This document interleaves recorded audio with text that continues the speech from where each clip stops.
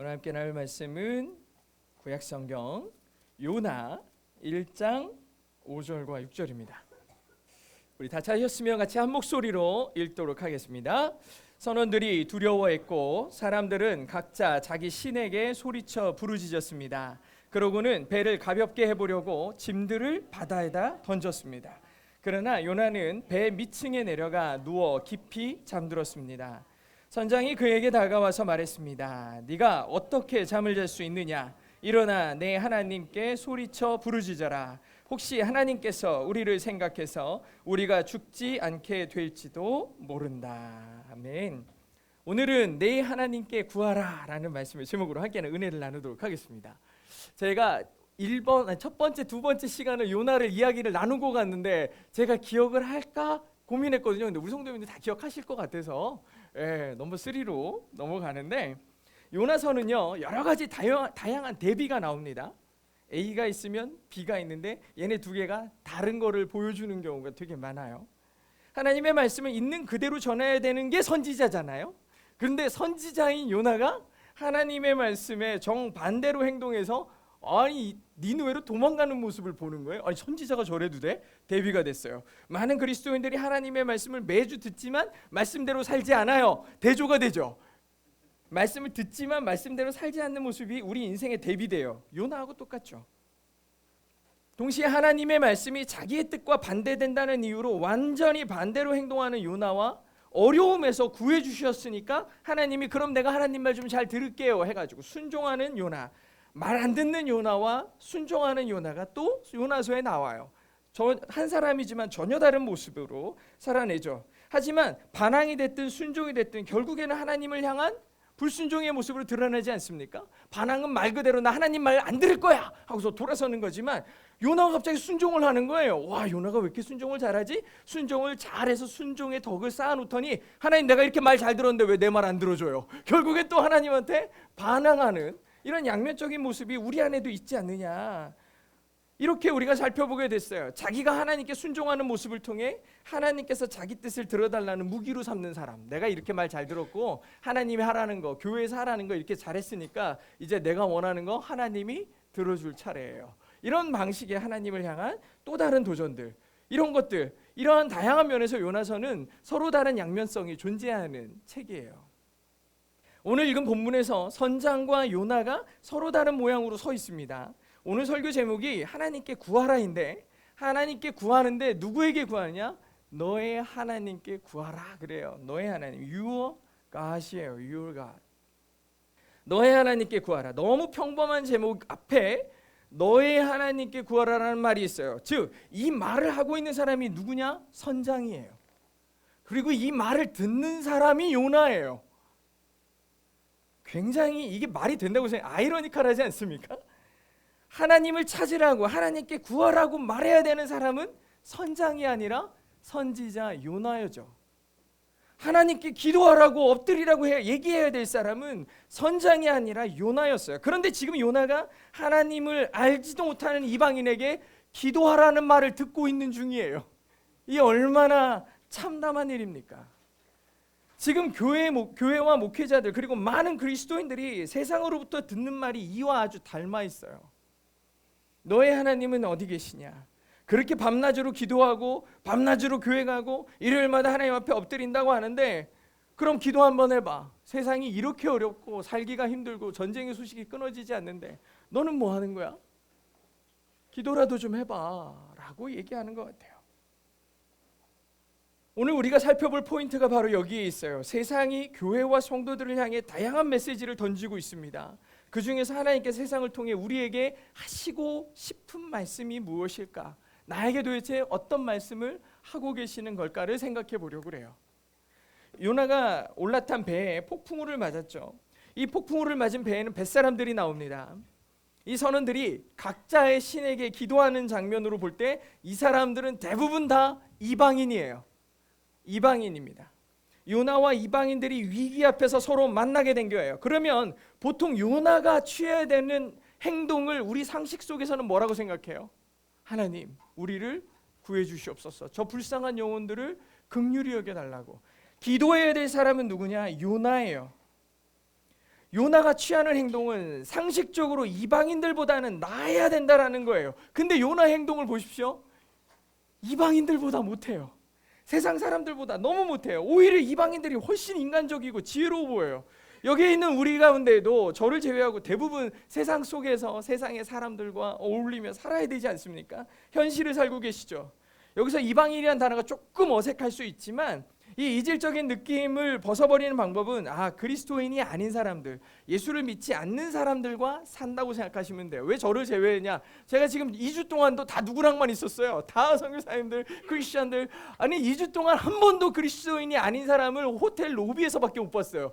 그 사람들 제외하고 제가 만나고 얘기하고 함께 밥 먹고 했던 사람 다 크리스찬이에요. 제가 한국에서도 별로 다르지 않아요. 그런데 우리 성도님들은 세상에서 끊임없이 이방인이라고 정의할 수 있는 크리스찬이 아닌 사람들, 예수님을 믿지 않는 사람들과 어울려야 되죠. 넌 크리스찬과의 관계 속에 살아야 돼요.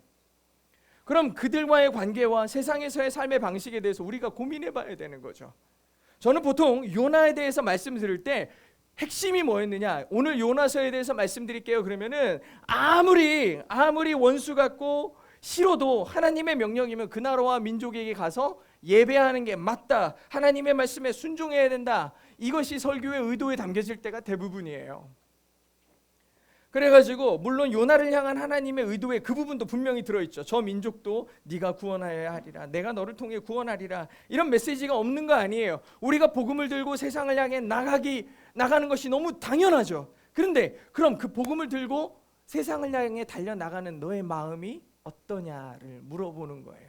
오늘 이 전제가 되는 얘기는 우리가 어떤 마음 상태로 이 땅에서 그리스도인으로 살아가고 있느냐, 우리 안에 주님의 마음을 갖고 살고 있느냐를 질문하고 있는 겁니다. 오늘 말씀의 주인공 요나의 행동을 보면요, 일단 이방인들에게 복음을 전하려는 마음이 하나도 없어요. 하나도 없어요. 그냥 저 사람들에게 전하지 않겠다는 마음이 아주 강력해요. 우리도 전도해야 된다는 생각은 분명히 있지만 우리 마음속에도 이렇게 요나와 같은 니느웨를 향한 마음들이 있는 사람들이 있어요. 이미 필터링 돼 있어요. 저 사람은 복음 전해도 될 만한 사람, 아니 저런 사람한테는 복음 전하지 말아야지. 저 사람 예수 믿어서 천국 가면 내가 너무 짜증날 것 같아, 이런 생각이 들어요. 어떤 사람은 세상에서 엄청난 부와 권력과 향락을 즐기고 있어요. 내가 쟤한테는 죽을 때까지 안전할 거야. 세상에서 다 복 누렸으니 지옥 가면 되게 가난하겠지, 막 이런 마음 갖고 저런 사람한테는 복음 전하지 말아야지. 이미 내 안에 필터링이 돼 있는 사람들이 많아요. 그렇게 이미 내 삶의 방식, 내 시선의 방식으로 복음이 필요한 사람을 구분하고 있죠. 사실 요나서가 니느웨라는 아주 극단적인 대상을 설정하고 있지만 사실 우리는 아주 사소한 이유로 저 사람한테 내가 복음 전하지 않으리라. 근데 어느 날 그 사람이 교회를 가. 누구한테 들었어? 누구한테? 너 누가 교회 데려왔어?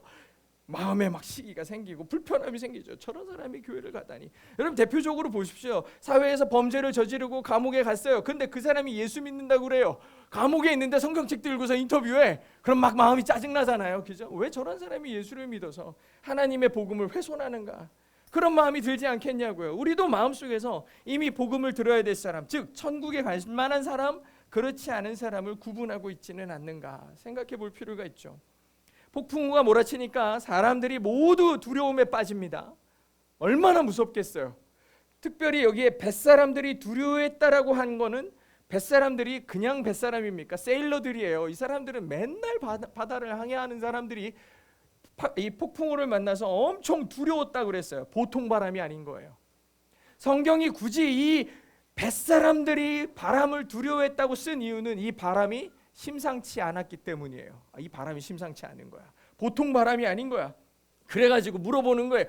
여기 성경에서 굳이 뱃사람들이 바람을 두려워했다. 평상시의 바람과 달라요. 모두가 이렇게 두려움에 떨면서 각자의 신에게 엎드려가지고 기도하고 있어요. 물건들을 바다에 던져가지고 조금이라도 배를 가볍게 해서 떠오르게 만들려고 별의별 노력을 다 하고 있는데 요나는 지금 저 배 밑에 내려가서 깊은 잠에 빠졌다라고 기록하고 있어요. 마치 세상에 불어닥친 폭풍우와 자기하고는 아무 상관이 없어요. 아무 상관이 없는 것 같아요. 사실 저는 배 타는 걸 정말 싫어해요. 멀미를 무지하게 많이 하거든요. 제주도 저기 서귀포에서 마라도 가는데 1시간 가는데도 기절해가지고 근데 그 기절을 하필 엔진룸 위에서 기절해가지고 더워 죽을 뻔했어요. 하여튼 거기서 나는 배 타는 게 너무 싫은데, 배를 타는 게 너무 싫은데 어떻게 요나는 이게 도저히 이해가 안 됩니다. 어쨌든 맨 밑에 그 난리통에 들어가가지고 잠들어 버렸어요. 도대체 요나는 무슨 생각으로 이 시간에 잠을 자고 있는 걸까? 선지자인 요나는 지금 하나님의 말씀을 정면으로 불순종했죠.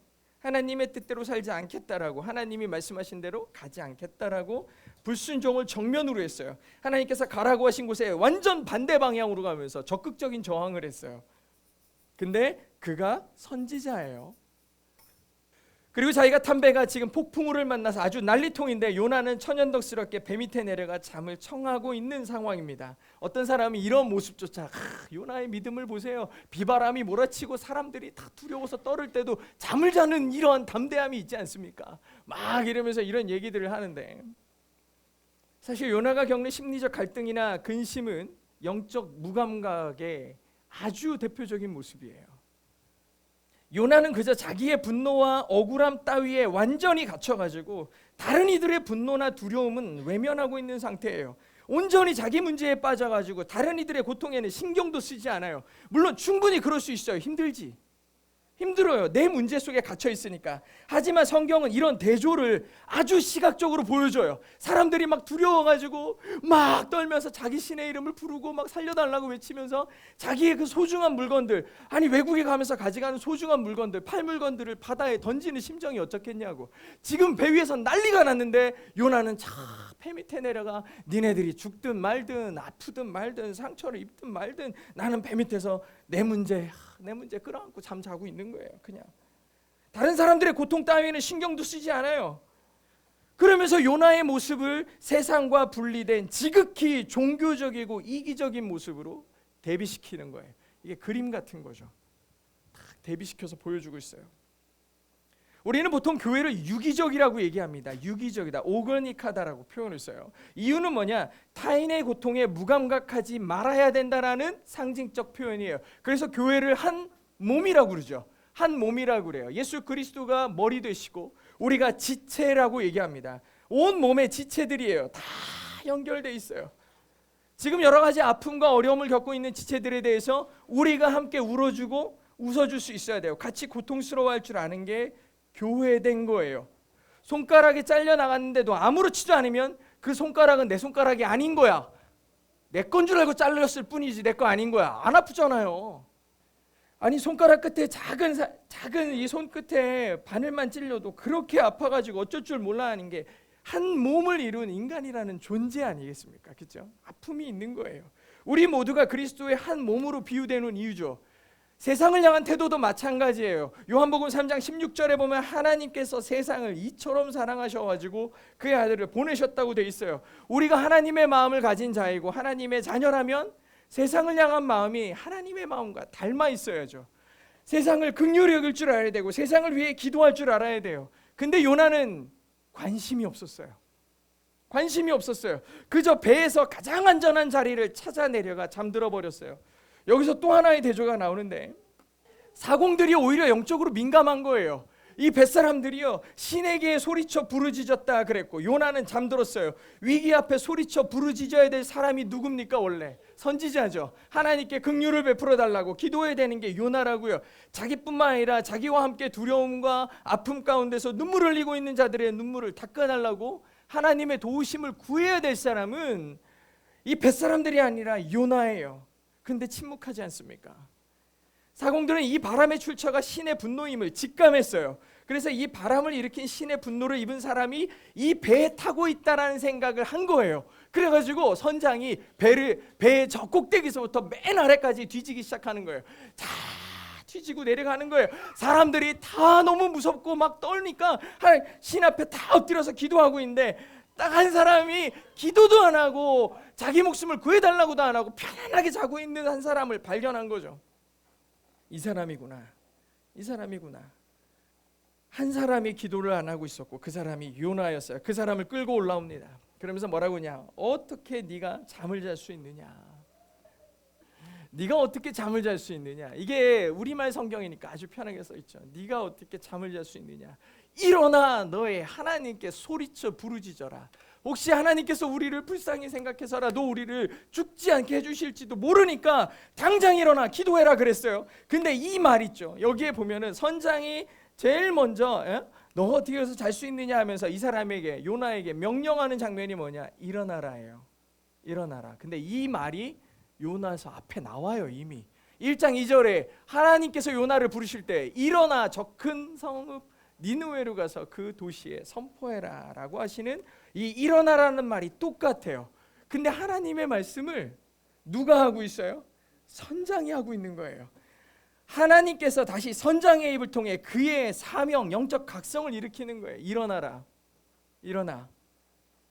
참 아이러니컬하죠. 하나님의 말씀을 듣고 세상을 향해, 이방인들을 향해 외치고 하나님께 나오시라고 외쳐야 되는 선지자가 바로 요나인데, 만약에 시간만 하나님의 명령대로 따라갔다면 지금 니느웨 한복판에서 여러분 회개하셔야 돼요, 하나님 앞에 엎드리셔야 돼요 라고 외치고 있어야 될 사람이 요나인데, 지금 요나는 반대로 이방인의 입술을 통해 일어나라는 하나님의 말씀을 듣고 있는 거예요.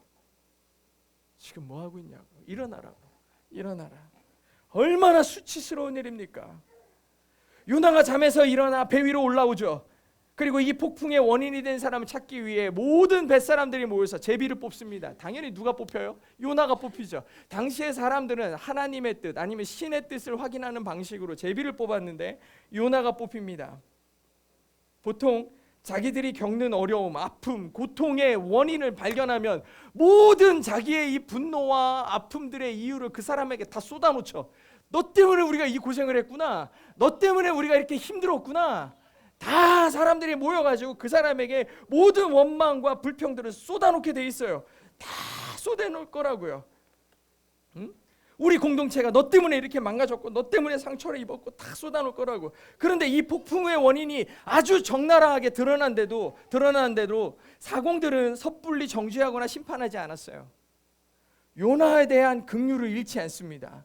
요나가 모든 것이 자기 때문이라고, 여러분 사실은요, 제가 하나님의 종인데 하나님 말 안 듣고 이렇게 와가지고 그래요, 그냥 저를 바다에 던져서 죽여버려야 잔잔해져요 라고 얘기를 해요. 그런데 사공들이 어떻게 하는지 아십니까? 13절에 이런 얘기가 나요. 그러나 그들이 육지로 돌아가려고 힘껏 노를 저었습니다. 그래도 소용이 없는 거예요.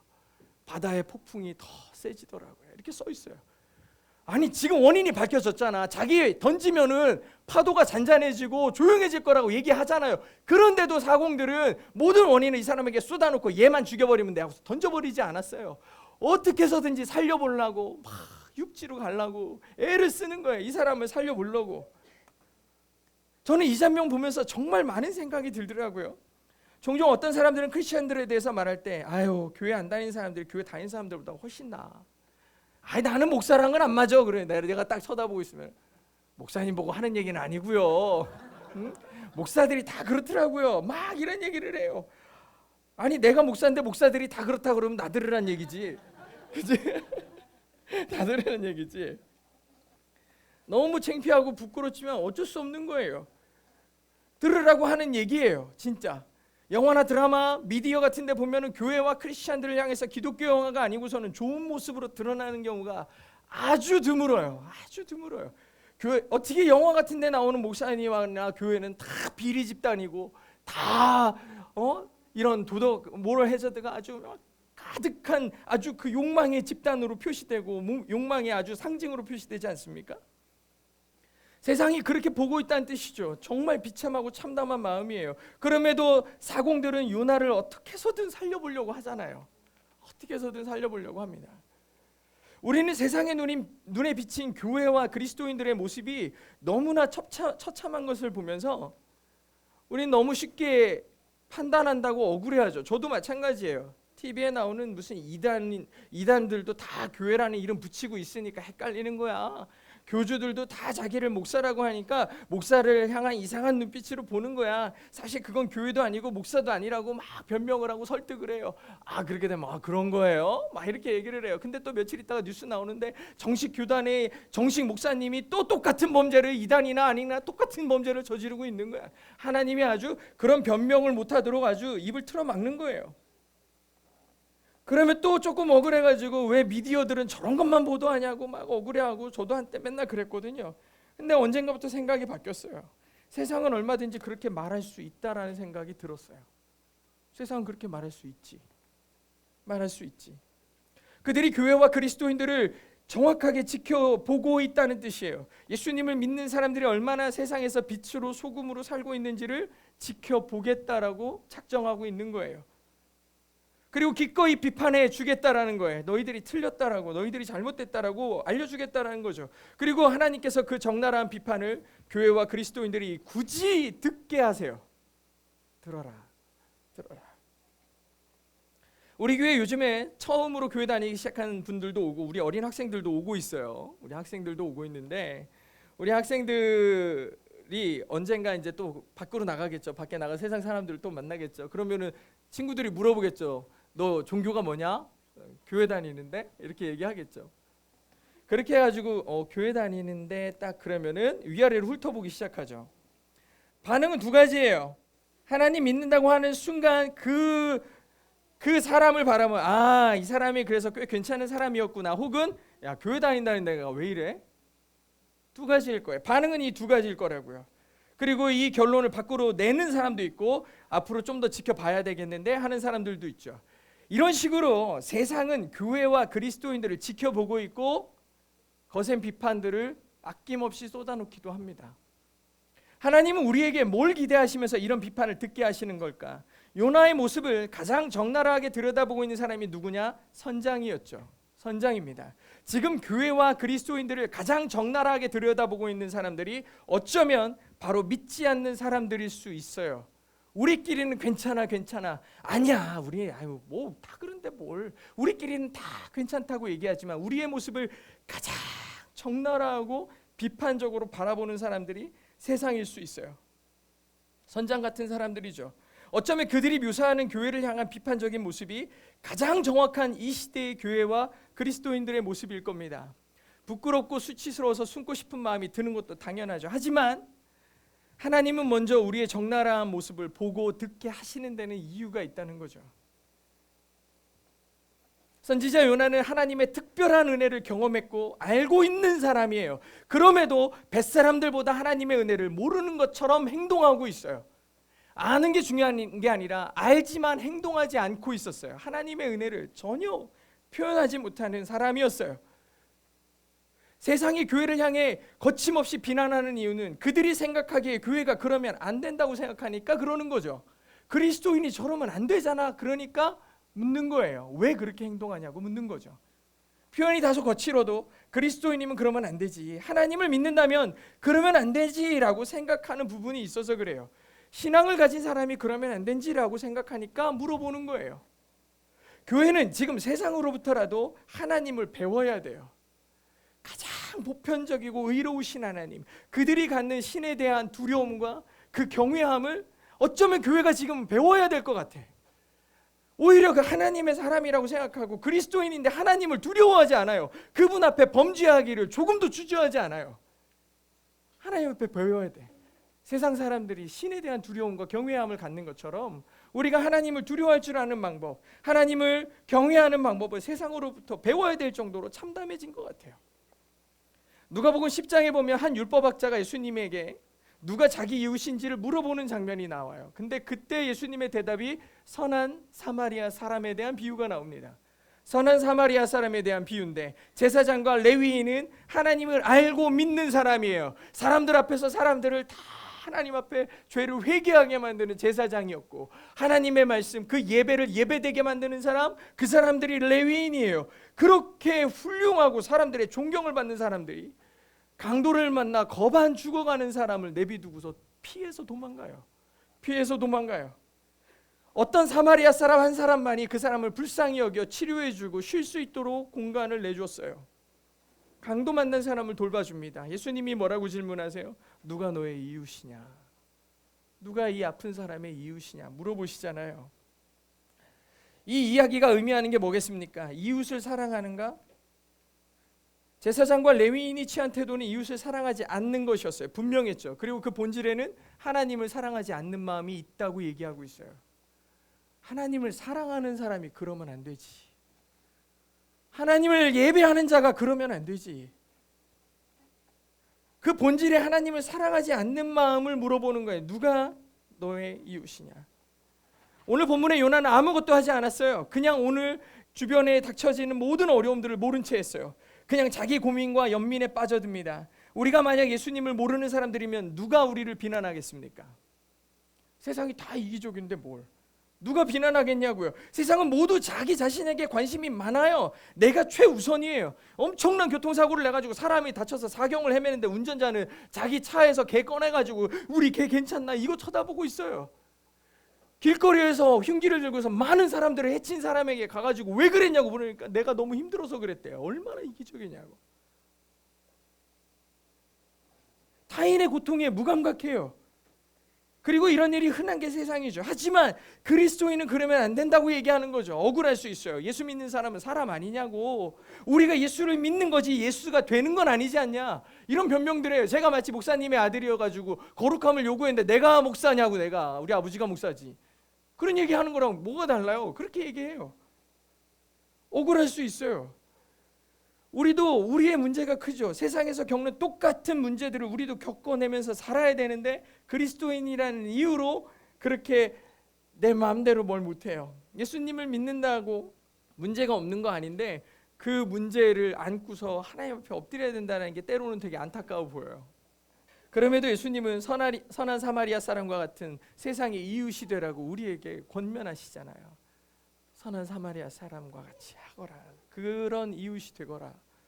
이웃을 사랑하고 하나님을 사랑하는 것이 본질이라는 거예요. 그것이 하나님의 나라를 사랑하는 사람이 사는 방식이야 라고 얘기해요. 우리는 세상이라는 이 공간, 이 물리적 공간에 살고 있지만 본질적으로 우리의 아이덴티티, 우리의 정체성은 하나님의 나라에 살고 있는 하나님의 백성이잖아. 하나님의 나라에 사는 사람으로 살아야지 라는 거예요. 하나님의 나라. 하나님의 자녀가 생각하는 방식대로 살아라. 세상의 비판을 억울해할 필요가 없다. 어쩌면 지금의 기독교 정신은 변질되다 못해 이기적이기까지 돼버렸다. 우리가 우리 자신에게 이런 철저한 비판이 없으면 우린 끊임없이 세상으로부터 너의 하나님께 기도부터 해. 지금 일어나서 하나님께 소리쳐 기도해라. 소리쳐 구해라 라는 말을 끊임없이 세상으로부터 들어야 돼요. 기도 좀 하라고. 믿지도 않는 사람들에게 이런 얘기를 들어야 돼요. 사랑하는 성도 여러분, 우리가 사랑 없이 행하는 모습, 함부로 하는 말들, 세상과 상관없이 자기의 의를 추구하는 모습은 세상에 그대로 비춰질 거예요. 우리가 그리스도인, 나 교회 다니는 사람, 종교가 기독교인 사람, 예수 믿는다는 사람들의 행동과 말투와 그의 생각들은 그대로 비춰질 거예요, 세상에. 그리고 세상은 하나님을 도저히 느낄 수 없을 수도 있어요. 왜? 하나님이 세상을 함부로 대한다고 생각할 거고, 세상을 버렸다고 생각할 거고, 하나님을 자기만 하는 이기적인 신이라고 생각할 거예요. 왜냐하면 너무나 이기적이고 세상을 함부로 대하고 이웃의 아픔에 무관심한 우리를 통해 하나님을 볼 거니까. 아, 저 사람이 하나님을 믿는데 근데 저렇게 이기적이야, 저렇게 무관심해. 아유, 하나님 믿는다는 사람이 저렇구나, 하나님이 그런가 보지 뭐, 그렇게 생각하겠죠. 이제 우리가 깨어 일어나야 됩니다. 선장이 요나에게 Rise, 일어나라. 이번에 우리 학생들 가는 Get up, 일어나라. 오늘 선장이 요나에게, 하나님이 요나에게 하시는 Arise, 당장 네 자리를 털고 일어나라. 일어나라. 하나님께 소리쳐 부르짖으라. 이렇게 하나님께 간절히 우리가 구해야 될 때입니다. 우리의 본질이 회복돼야 돼요. 진짜 부흥은 회복이에요. 양적인 사람만 막 늘어나는 게 아니라 우리의 영적 회복이 일어나야 돼요. 세상이 우리를 볼 때 하나님의 사랑이 드러나야 되고 바로 우리부터 변화되어야 돼요. 다시 일어나는 거죠. 사랑하는 우리 성도들을 위해서 저도 지난 2주간 보내면서 많이 기도했어요. 우리나라에는 무슬림이나 다원주의자들, 뉴에이지나 이런 무브먼트들이 되게 약하죠. 다양성이 굉장히, 우리가 보수적인 신앙을 갖고 있기 때문에 갖춰져 있는데, 다원주의자들에 대한 얘기를 하루 종일 해요. 그 다음날 뉴에이지, 그 다음에 넥스트 제너레이션, 막 이런 세대에 대한 또는 이념에 대한, 그리고 무슬림에 대한 얘기들을 막 나눠요. 하루 종일 토론을 해요.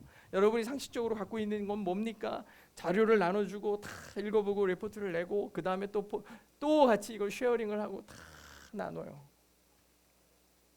저는 이렇게 여러 가지를 보면서 상처 있고 깨진 한 영혼을 위해 우리가 기도하는 거 잊지 말아야 되겠다. 그 성도들을 긍휼히 여겨야 되겠고, 그리고 우리가 느끼지 못하는 그 순간에도 정말 많은 곳에서는 하나님의 나라와 영광을 위해 목숨을 걸고 사는 사람들도 엄청 많아요. 온 세상이 기상이변으로 극단적인 홍수와 폭풍우를 만나서 수많은 사람들이 죽고 어려움을 당하죠. 우리는 거기에 얼마나 무감각합니까? 정치적 이념적 싸움으로 세계 곳곳에서 전쟁이 그치지 않아요. 내가 누구 편을 들어야 된다는 얘기가 아니라 그 가운데 고통받고 아파하는 영혼들을 위해 우리는 얼마나 기도하고 있는가. 근데 우리 너무 괜찮지 않나요? 강도에 두드려 맞아가지고 거의 죽어가는 사람들을 살짝 피해서 지나가는 제사장과 레위인이 나와 뭐가 다른가? 우리는 괜찮잖아. 우리는 아무렇지도 않잖아. 우리는 그러면 안 된다. 내가 직접 그곳으로 달려가서 어떻게 할 수는 없지만 기도할 수 있지 않느냐. 오늘도 선지자인 요나에게 뭐라 그래요? 일어나 깨어 기도하라 그러잖아요. 기도하라, 기도해라. 우리가 할 수 있는 걸 하는 거예요. 바닥에 내려가서 자고 있는 요나, 나의 본질을 깨우는 그 행동 아닙니까? 내가 가장 배 밑에 들어가 내 문제와 나의 삶의 그 고통에 사로잡혀서 쭈그리고 있는 그런 모습이 우리의 모습 아닌가? 오늘 다 같이 우리 일어나 하나님의 영광을 위해 살기로 다시 한번 작정해야 되겠고, 그리스도인이라면 이렇게 살아야 된다는 우리 삶의 본질과 표본이 바뀌어야 돼요. 이제 그리스도인으로 살아야 되고 하나님의 나라의 백성으로 살아야 된다라는 것을 우리가 좀 더 기억하면서 다시 일어날 수 있는, 그리고 본질적 변화가 교회로부터 그리고 여러분들로부터 일어날 수 있기를 주의 이름으로 축복합니다.